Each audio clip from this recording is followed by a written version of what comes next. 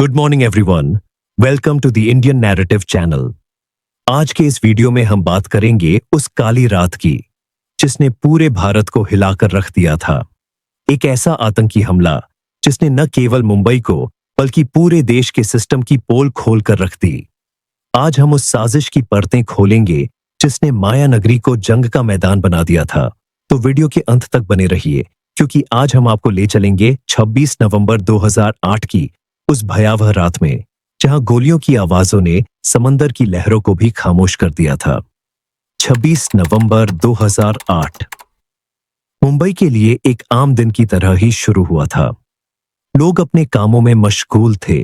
कोई दफ्तर जा रहा था, कोई फिल्मों के ऑडिशन में अपनी किस्मत आजमा रहा था, तो कोई बस रोज की तरह जिंदगी की दौड़ में शामिल था। पर जैसे जैसे रात ढलने लगी, वैसे वैसे मुंबई की सड़कों पर गोलियों की तड़तड़ाहट और धमाकों की गूंज ने सब कुछ बदल दिया। 2008 के दशक में भले ही मुंबई में गैंग वॉर्स आम थे, लेकिन ये कुछ अलग था, क्योंकि इस बार शहर पर हमला किसी गैंग ने नहीं, बल्कि मौत के सौदागरों ने किया था।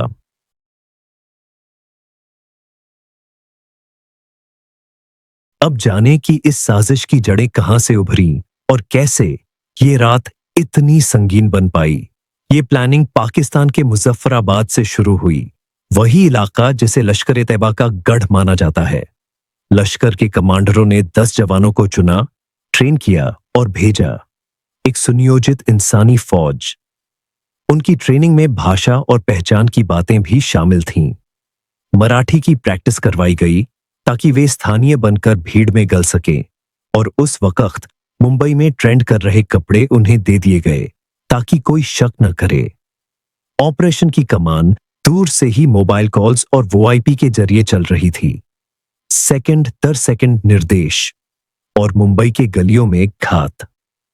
कोई आकस्मिक हमला नहीं था, बल्कि महीनों की योजना का नतीजा था, जहां भाषा, परिधान और टेक्नोलॉजी सबका इस्तेमाल किया गया था एक ही मकसद के लिए, शहर को बेधश करना। उनको सख्त निर्देश दिए गए थे कि भारत आकर ही अपना फोन चालू करे।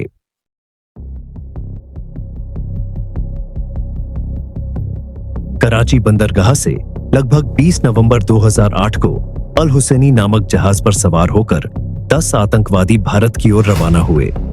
उनका लक्ष्य था मुंबई, भारत की आर्थिक राजधानी, जहां वे कुछ ऐसा करने वाले थे जिसे इतिहास हमेशा याद रखेगा। 25 नवंबर तक यह जहाज भारत के जल क्षेत्र में गुजरात के तट के पास पहुंच गया। रास्ते में आतंकवादियों ने एक मछुआरों की नाव देखी, उसे रोका, कब्जे में ले लिया और उस पर सवार 4 मछुआरों को बंदी बना लिया। कुछ ही देर बाद 3 मछुआरों की बेरहमी से हत्या कर दी गई। ये थे उस काले अध्याय के पहले शिकार।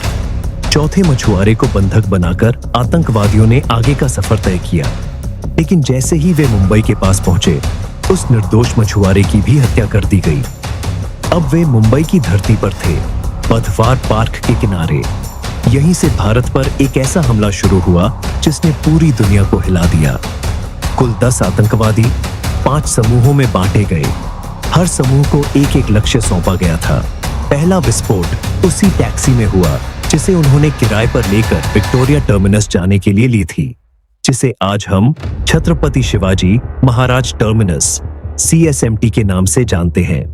यह वही स्थान था जहां मुंबई की रोजमर्रा की जिंदगी हर मिनट धड़कती है, और वहीं अचानक गोलियों की बौछार ने हर दिशा में अफरा तफरी मचा दी। हमले के दौरान आतंकवादियों को 5 अलग अलग समूहों में बांटा गया था, ताकि एक ही समय पर पूरे मुंबई में तबाही फैलाई जा सके।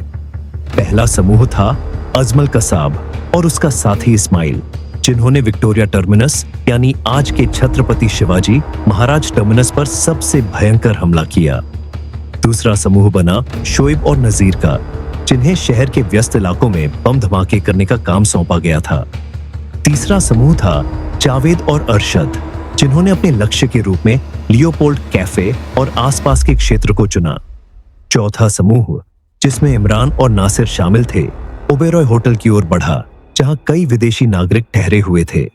और अंत में 5वां समूह 2 अन्य आतंकवादी ताजमहल पैलेस होटल और चाबाद हाउस की ओर निकल पड़े। जहां आगे चलकर सबसे लंबी और खतरनाक मुठभेड़ें हुई। इन पांचों समूहों ने एक साथ मुंबई पर ऐसा कोऑर्डिनेटेड हमला बोला कि कुछ ही घंटों में शहर दहल उठा। हर दिशा से गोलियों की आवाजें, धमाकों की गूंज और सायरनों की चीखें सुनाई देने लगीं।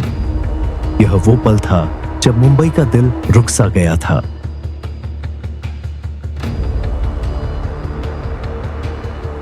विक्टोरिया टर्मिनस, जिसे आज हम छत्रपति शिवाजी महाराज टर्मिनस CSTM के नाम से जानते हैं, यात्रियों से भरा हुआ था। कोई अपने परिवार से मिलने घर जा रहा था, कोई नौकरी से लौट रहा था, तो कोई प्लेटफॉर्म पर किसी का इंतजार कर रहा था। सब कुछ सामान्य लग रहा था। लेकिन घड़ी ने जैसे ही रात के 9:30 बजाए, भीड़ के बीच से दो लोग अंदर दाखिल हुए। अजमल आमिर कसाब और अबू इस्माइल खान। दोनों के कंधों पर बैग थे और उनमें भरे थे हथियार, गोलियां और नफरत। कुछ ही सेकंडों में उन्होंने अपनी AK-47 राइफलों से अंधाधुंध फायरिंग शुरू कर दी। हर दिशा में गोलियां चली। प्लेटफॉर्म से लेकर वेटिंग हॉल तक अफरा तफरी मच गई। यात्री भाग रहे थे, बच्चे रो रहे थे और स्टेशन का शोर अब चीखों में बदल गया था। लेकिन इसी अफरा तफरी के बीच किस्मत ने सैकड़ों जिंदगियों को बचा लिया। पंजाब मेल एक्सप्रेस 12,137, जो कुछ मिनट पहले ही स्टेशन से रवाना हुई थी, आतंकियों की पहुंच से बाहर जा चुकी थी। अगर वो ट्रेन जरा भी देर से निकलती तो प्लेटफॉर्म पर खड़ी सैकड़ों जानें मौत का शिकार बन जाती।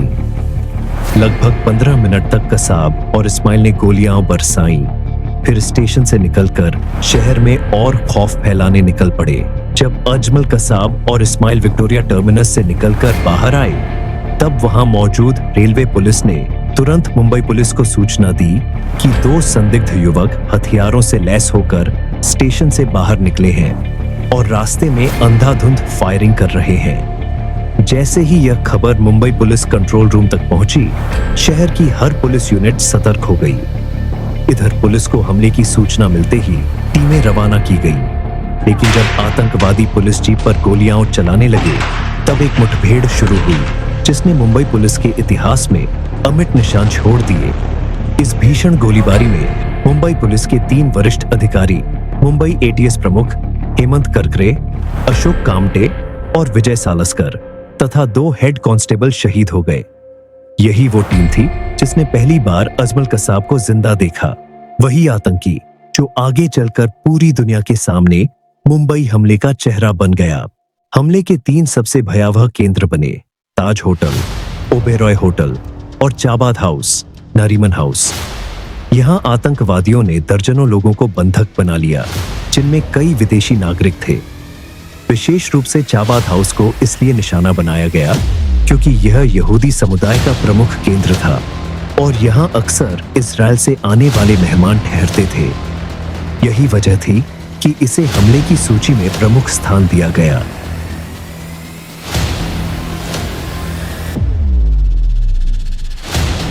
नवंबर 2008 की वो रात, जब मुंबई की सड़कों पर गोलियों की आवाज गूंज रही थी, लोग चीख रहे थे और पूरा शहर दहशत में था।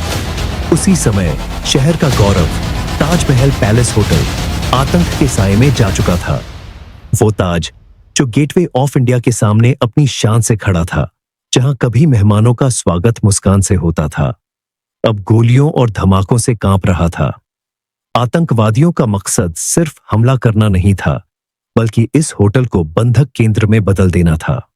उनकी योजना थी होटल के भीतर मौजूद किसी VIP या विदेशी मेहमान को बंदी बनाकर भारत सरकार से फिरौती और राजनीतिक मांगे मनवाना। लेकिन किस्मत को कुछ और ही मंजूर था। जैसे ही खबर मीडिया तक पहुंची, पूरे देश की नजर मुंबई पर टिक गई।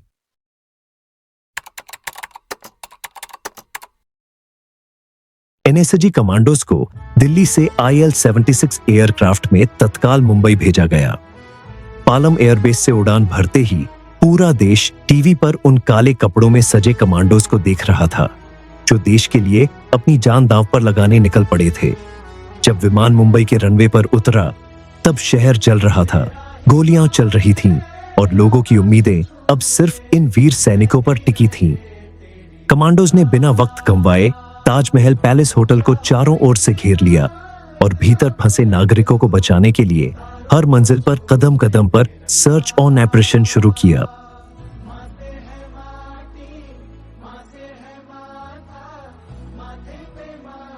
यह वही पल था जब भारत ने अपने सबसे बहादुर बेटों में से एक मेजर संदीप उन्नीकृष्णन को इतिहास के पन्नों में दर्ज किया।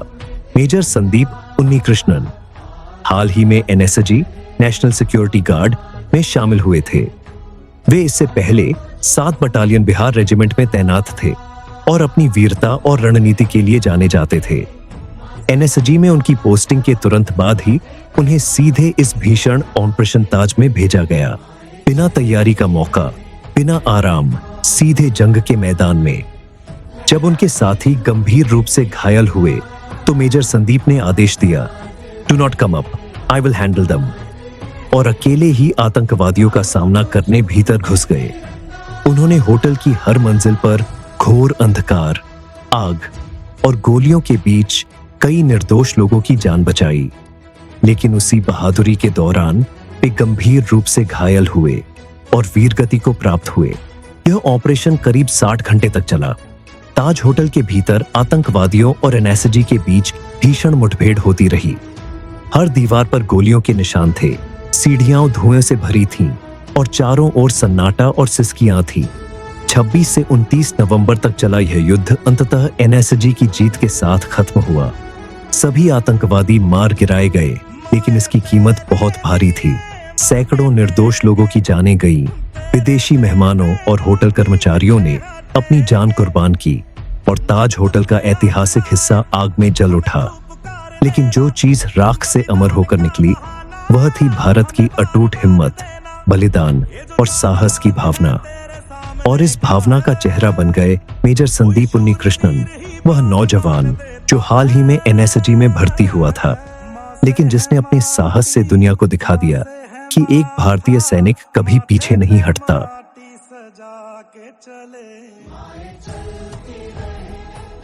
मुंबई हमले की कहानी वीरता के बिना पूरी नहीं होती और इस वीरता की सबसे बड़ी मिसाल थे मुंबई पुलिस के हेड कांस्टेबल तुकाराम ओंबले, जिन्होंने अपने प्राणों की आहुति देकर अजमल कसाब को जिंदा पकड़ा। और सच कहें तो अगर उस रात कसाब जिंदा न पकड़ा जाता तो आज पूरी कहानी कुछ और ही होती, क्योंकि उसके जिंदा पकड़े जाने ने साबित कर दिया कि यह हमला पाकिस्तान से आया एक साफ साफ आतंकवादी ऑपरेशन था, वरना कई राजनीतिक मंचों पर इसे हिंदू आतंकवाद या आरएसएस की साजिश कहने की तैयारी पहले से चल रही थी। यही हमारे देश का दुर्भाग्य है कि अक्सर आतंकी हमले का दोषी सीमा के उस पार होता है, लेकिन बहस हमारे घर के भीतर शुरू हो जाती है। विपक्ष उस वक्त की राजनीतिक परिस्थितियों में पाकिस्तान पर दबाव बनाने के बजाय उल्टा बयानबाजी में उलझ गया और भारत की प्रतिक्रिया को कमजोर करने में भी भूमिका निभाई। इतना ही नहीं, मुंबई हमले के बाद भारतीय वायुसेना तैयार थी पाकिस्तान की आतंकी लॉन्च पैड्स पर एयर स्ट्राइक करने के लिए, लेकिन उस समय की सरकार ने उसे रोक दिया और मामला शांति वार्ता और समझौता टेबल पर पहुंचा दिया।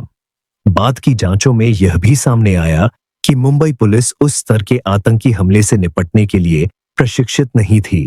फिर भी उन्होंने बिना बुलेट प्रूफ जैकेट, बिना आधुनिक हथियार, सिर्फ साहस के दम पर आतंकियों से लड़ाई लड़ी और 5 सिपाही व 3 वरिष्ठ अधिकारी शहीद हो गए। ये इंटेलिजेंस फेलियर नहीं था, ये लापरवाही थी, सिस्टम की कड़वी सच्चाई थी और उस दौर की सरकार की नीतियों की नाकामी थी। लेकिन इसके बावजूद एक चीज नहीं टूटी, भारत की पुलिस और सैनिकों की हिम्मत, जिन्होंने बिना पीछे हटे इस लड़ाई को लड़ा। 26 नवंबर 2008 वो तारीख जिसने न केवल मुंबई बल्कि पूरे भारत की आत्मा को झकझोर दिया। 3 दिनों तक गोलियों की गूंज, धमाकों की आवाजें और ताज होटल की जलती हुई छतें हर भारतीय के दिल में उतर गईं। लेकिन यह कहानी सिर्फ आतंक की नहीं थी, यह कहानी थी उस शहर की जो कभी नहीं झुकता, मुंबई की कहानी। जब चारों ओर अफरा तफरी थी, तब भी मुंबई पुलिस, एनएसजी कमांडोज और आम नागरिकों ने ऐसा साहस दिखाया जो इतिहास में अमर हो गया। हेमंत करकरे, विजय सालस्कर, अशोक कामटे और मेजर संदीप उन्नीकृष्णन जैसे वीरों ने साबित कर दिया कि देशभक्ति बंदूक से नहीं बल्कि अपने फर्ज से होती है। ताज होटल, जो आग में झुलस रहा था, दोबारा पहले से ज्यादा शान से खड़ा हुआ, जैसे वो खुद कह रहा हो, मैं टूटा नहीं, मैं फिर जिंदा हुआ हूं। मुंबई ने अगले ही दिन फिर से अपनी रफ्तार पकड़ी, अपनी ट्रेनों को चलाया, अपनी गलियों को रोशन किया और दुनिया को बताया कि यह शहर सोता नहीं, यह लड़ता है। यह हमला सिर्फ एक घटना नहीं था, यह भारत की एकता, साहस और मानवता की परीक्षा थी और भारत ने इस परीक्षा को सिर उठाकर पास किया।